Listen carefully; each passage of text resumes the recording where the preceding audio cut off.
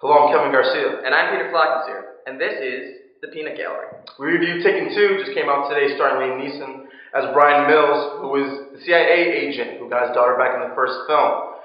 I thought it was subpar. I was disappointed by it, to say the least. The plot structure was not the same here. The focus on the first movie was trying to get his daughter back and how far would he go to do it. And I can at least say he went pretty far. And so, in this one, there's some ties that are not going well. Famke Janssen, who plays the wife, got separated from her husband, and now has issues with that. That kind of takes our focus away. And Maggie Grace, who plays the daughter, has a boyfriend now, and so that takes part of it as well. We can't really focus on the main part of this story with Liam Neeson, so that's a struggle. Also, the dialogue was not the same as it was in the first one. He says some lines that are very repetitive throughout the film. I just got a little upset by it. And the action, the fluidity, was not the same as the first one. As it was choppy in the camera work, I could probably say the same thing for that. Peter. Well, I agree with you in the sense that this was inferior to the original Taken.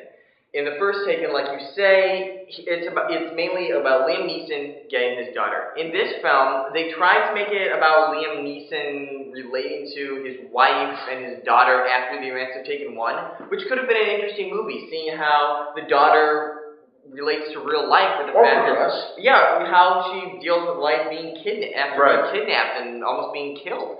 That would have been a very interesting movie. I would have seen that movie and they could have just had a little action. That is not this movie.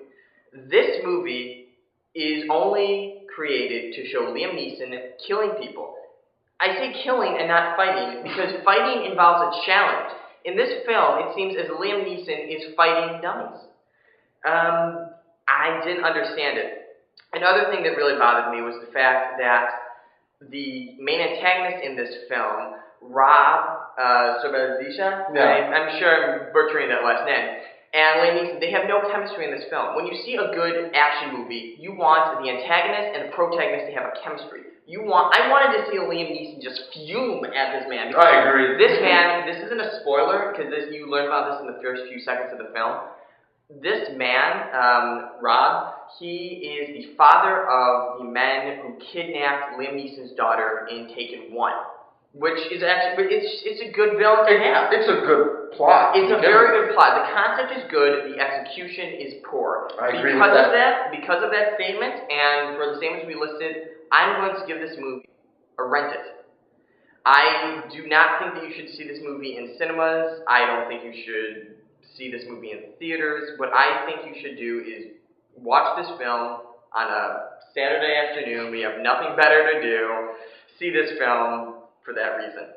Well, I'm going to agree with you, Peter. I'm going to say rent it as well, but it's not worth matinee, nor is it worth seeing at any other time of the day. So, I'm going to say rent it as well. Okay. Well, I'm Peter Flockenicer. I'm Kevin Garcia. And this has been The Peanut Gallery. Thank you.